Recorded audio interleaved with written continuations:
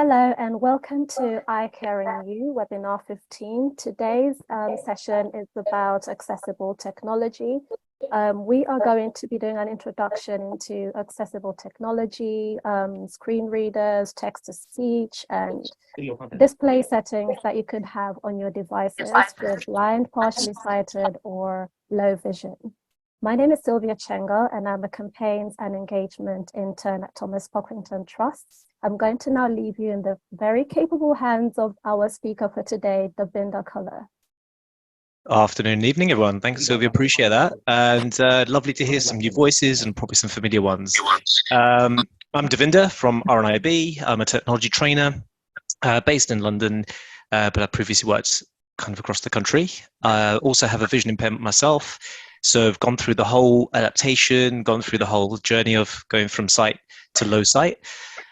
Former guide dog user, and so therefore going to kind of come at this with a lot of principles. I'll run through a couple of quick keyboard commands just for people who are using keyboards. If you're using a Windows system, it's Alt-A for audio and Alt-V for video. They're probably the most important ones. If you want to pick up and raise hand, you can use Alt-Y. That's the most probably important. If you're using any keyboards with iOS, so it could be an Apple tablet, it could be a smartphone, it's the same thing. It's just Command-Shift.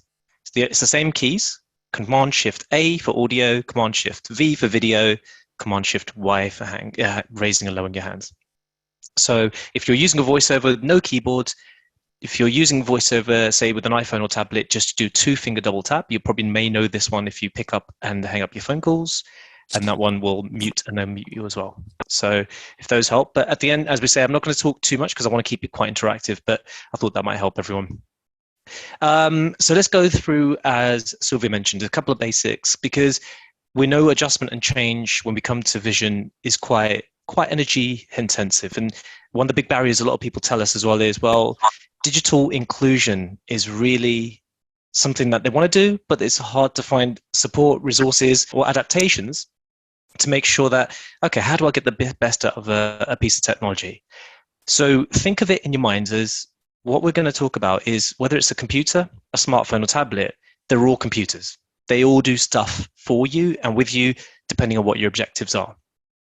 First one I will talk about will be vision, in terms of if you have some vision or useful sight. A couple of key things that you may want to consider are things like dark themes. So what is a dark theme?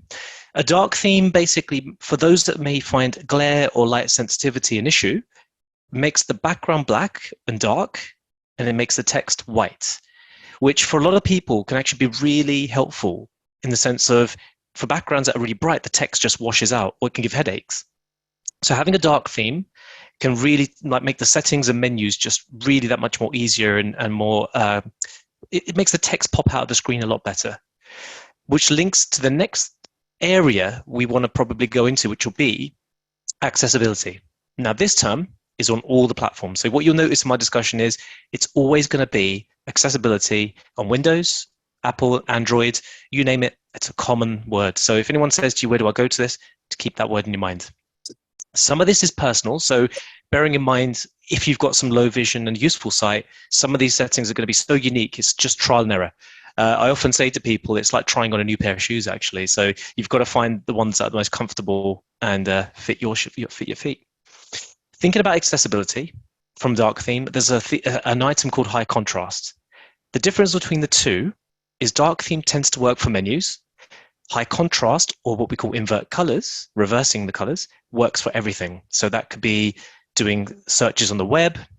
It could be using an application or program. It could be anything like your text messages or communication, banking. That particular feature forces most, if not all, environments to go to that white text on black. And that's a common confusion. People say to me, they say, Davinder, but I've got the dark theme on. Why is it not everywhere? It's because that only works in certain areas. So just keep that one in mind. The other area, things like bold text and text size are all, again, depending on how much you feel you can read, can be a big benefit. And the advantage of making your text bigger is it stays on the screen and you can access it. But the next feature, the one I'm going to cover briefly, will be a slight change. It will be magnification. So if anyone's ever used a handheld magnifier on this call, you'll probably know that when you're reading some text, it makes it lovely and big, but you only see a small percentage of that paper at any one time. And that's the same with an electronic magnifier on any system. You're only going to see percentage. Now, let's say it's 2 times, 3 times, 4 times. The larger you make it, the less you're going to see of the whole screen, but you will see those words, depending on letters, how big you want it. What I would say, and this is my advice to a lot of people, is depending on how big you start to make it, and you're advising anybody if there's any professionals in the room, sometimes too big can be a situation where it's just not pragmatic anymore. This might sound true for a lot of people. I know from my personal journey, it was you start to get eye strain. Your neck starts to hurt. Could be headaches. It's not a pleasurable experience at some point. So what I tend to say to people is try it, assess it, and if it isn't for you, then there's a second approach. And that's when we go into screen readers. So a screen reader is, as it says, is a piece of technology which can take a bit of use to. And that is a technology that's built into, again, every system, Windows, Apple, Android, etc. And it will speak out any text-based information. The benefit of it is it gives you an opportunity to basically let your eyes rest if you've got some useful sight, or for those who I know who have no sight, either blind from birth or have no residual vision, for them it's the only way to access the system. Just like with magnification and visual adaptations, there's a lot of personalization. Things like male, female, voices, different accents. We can make it really personal to the individual, so that's not to worry. But I'll give you a very brief example. Just using an Apple device, if I was to make a phone call, I'll hope you can hear this, but if I unlock this device. 1911. Selected. Phone. There we go. So I'm touching. Oh, Tuesday. we do not want the calendar. This is where it goes rogue. So I'll touch the screen, and because it's a touch screen, for those of you who see the camera, there is a little device in my hand. I'm touching the bottom left corner. So it's a grid. It's 4 items on each line and 6 lines across. Okay, so I'll go to the bottom left. Phone. And I'll touch twice anywhere, like a knock on the door, a knock knock. Selected. Phone. So that's told me the phone's open. And if I go to the bottom, there'll be the option keypad. Tab bar. Keypad. Tab. That's the one I want. Touch twice to confirm. Selected. Keypad. Tab. 4. Then all I want to do, let's say I was going to dial the RNIB, I could just locate 0. 0. Touch twice. 0. Find 3. 6. 3. Tap twice. 3. And you get the principle. Just go all the way through 0, 3, go all the way through the number. And that's the access. So it takes that barrier and concern away from somebody who's got low to no vision of how can I access stuff. And that works through phone calls, messages, banking, you name it, any feature you want, it works. So I would say overall top level principles is my advice is if you're recent to sight loss or vision impairment or some of your vision's changed, the technology can be done. There's a lot of guidance and support. And where we are with technology is phenomenal. The things that it opens up are features like, for example, let's say taking a letter. A lot of people say to me, actually, you know what, I really do struggle reading my letters. So there's programs and applications like Seeing AI on Apple, Google Lookout on Android, both free, and use your camera so that you can point to the letter or document or anything with a bit of text, and it will just read it to you straight away. Now, of course, there's specialist equipment that does that for you, and that can range from about £1,200 to £1,500 plus. So they're fine. I'm not knocking those options. I never do. But I think most people just taking away the message that there doesn't need to be the fear and anxiety in modern day technology. And if you're able to get past the barrier, which can be the vision or lack of vision, there is so much, there's so much features and ability for us to use and for people to take away in that sense. So just use that one example, and I'm sure we'll open it up to questions and we'll come into more specifics. But I think those are the takeaway principles. Final category I'll talk about because they're really popular before we kind of go into any other questions would be things like smart speakers. With smart speakers, I'll actually no, before I do, sorry, let me go back one step. Switching on these features, so I should mention actually before I go to there, if you're going to get a new device, every one of these devices can be spoken to you from the word go. So before 10, 15 years ago, be it a Windows computer or an Apple device or an Android, it was like, oh, somebody with sight would have to set it up for us. So for Windows, just to give you an example, if you've got a system there, you can press 3 keys. the Control, Windows, and Enter key on the keyboard. And that's it. Your system starts talking to you straight out of the box. With Apple, you either have a little round button at the front or a little sidebar button on the right edge at the top. You press that 3 times when they're switched on. It will start talking to you. And with Android, you just place 2 fingers on the screen for 10 seconds and it will start talking to you. And this is, as I say, fresh, brand new, out of the box, and it will start. You can literally independently do this stuff. So I thought that's just important to mention. A couple other things that finally I mentioned on the smart and the voiceover and screen readers aspects of it is you can use smart speakers / assistants like Siri / Google to do some of these things for you. But I will say, and everyone says this to me, Davinder, how much can it do? Can it do everything if I just use my voice? And the answer is no. So just bear in mind, if you can use your fingers, your hands, and you've got the dexterity, it's the best experience, or with a keyboard. And then the cherry on the cake is always your smart speaker and all assistants. Okay, which leads us into the smart speakers because we're talking to tech. I've got an Amazon Echo, which is known as Alexa. Also, Google Home have their own called Google Nest. People often, a question that they ask us is, why would you go for one or the other? And probably the simplest answer I give them is, Google's great for information and Alexa's great for services. I'll give you an example. I remember doing a demonstration of one versus the other, Google and Alexa. I was like, Google, tell me the train, say, from King's Cross to Peterborough. It's because we've got an office from King's Cross, we've got an office in Peterborough. And in that one sentence, it knew I wanted to go, my starting location was King's Cross and my destination was Peterborough. And it said, you've got these 3 trains and the next one's leaving. Thought, great, amazing. You do the same with Alexa. It's a linear step-by-step. I had to open the program, which was National Rail train times. From there, it was like, what's your starting location? And I was like, King's Cross. What's your destination? Peterborough. What time would you like to leave? And it's like, right. So I did everything step by step and it gave me the information. But that was the biggest difference. One was completely language-based in one sentence, and the other one was very much step by step and a bit more involved and took a bit more time. But the roles reverse when it comes to things like services. I mean, they can both tell you the time. They can both give you the weather. But the services, things like Amazon own Audible, Talking Books, for example. We have our Talking Book service on Amazon. So I could, for example, if I take this off mute, by simply saying, Alexa, what's the time? I could do that, but actually I just realized I don't. 17 p.m.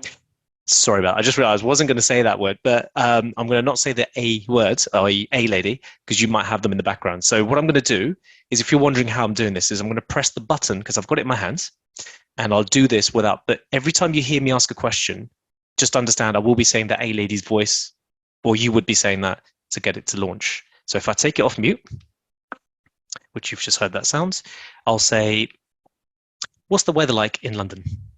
In London, England, it's 23 degrees Celsius with mostly cloudy skies. Tonight, you can expect just a few clouds in the sky, with a low of 13 degrees. Thank you. Anytime. Now, what I've done there is I've got a little tick box collecting background of mine. You heard the second beep. It's an automated response because sometimes you may not want to have one question and then have to say the A lady's name again. So I've got a second response. So it bings a second time. So I could, by all means, I could do the next thing again. So it's just options if you want to do that.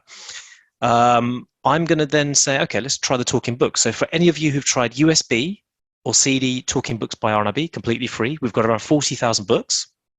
The separate services that we fed back, and I know it's confusing, so I apologize, but we have fed it back. Talking Books by RNIB is the post, CDs, and USB sticks. And RNIB Reading Services is our digital platform, which you can access on computers, smartphones, tablets, and smart speakers. So if you're interested in any other device from a digital book with us, it's Reading Services. So I could say, and this is the confusion, I'll say,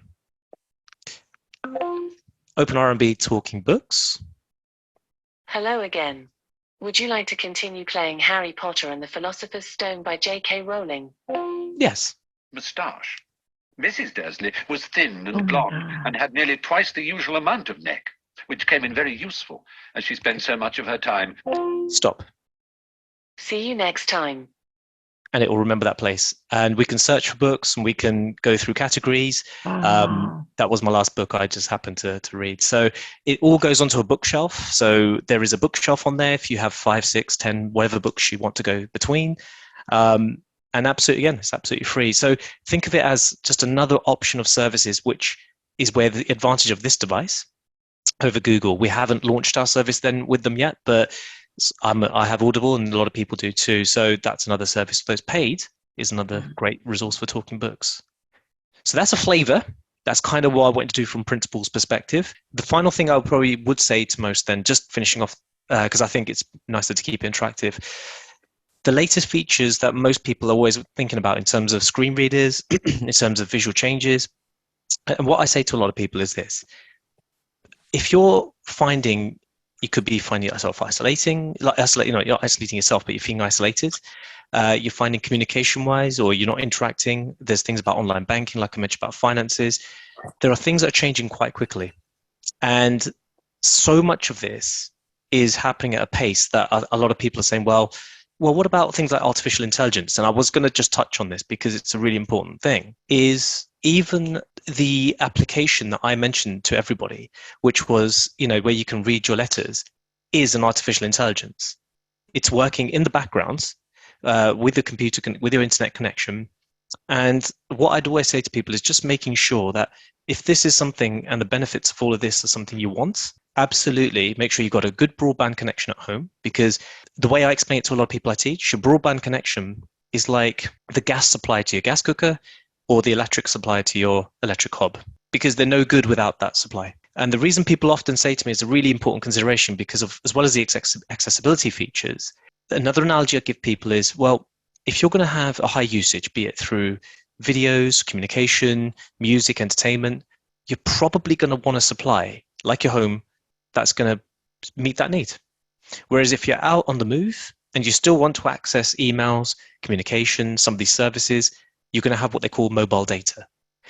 So just in your minds, depending on what your situation is, bear in mind that there is a lot of options out there, and having some of the broadband technology options work for you will also be linked to having the internet connection. A couple of key considerations, I'd say. If you're on a mobile phone, think about getting a SIM-only offer or a SIM-only deal, which means you're only going to a network provider for their service. If that's not an option, of course, you have a contract over 18 months, 2 years. But remember, they tend to work out a little bit more expensive because the company you go with is going to take a little bit of money to make it a little bit easier for you to spread your costs over those 18 months to 2 years. The other thing with home broadband, as well as everything else, there are data options now. And I think it's just important to mention that Good Things Foundation have partnered with a lot of charities. So RNIB and other organizations, for those who financially are struggling to get what we call data poverty, we have free options, and you can ring the RNIB hotline to discuss those options to get a free SIM card subject to your situation. And if anyone's on any means tested benefits, things like universal tax credit, BT and TalkTalk are offering discounted rates. So BT, as an example, a standard package would be around £25 to £30 a month. They're offering for £15. So there is absolutely work going on to help people get online, get on the internet, and get all the benefits of all these features from emails, communication, banking, you name it. The key thing being from this discussion is just everything's possible. The vision impairment doesn't have to stop you from doing anything. Yeah, there's considerations, but be it us at the team, at the helpline, we're more than happy. We're all independent in terms of Technology for Life at RNIB. Get in touch via the number, which I'll share is 0303 123 9999. Nationally, we're happy to help. So that's probably for me, Sylvia, where I'd probably finish and open up to everyone. Thank you, Davinder. I had no idea that the speaker, we won't say her name, does so much. So thank you everyone for coming to today's webinar. The next one will be on September the 11th, and it will be more about Usher syndrome. We look forward to seeing you then.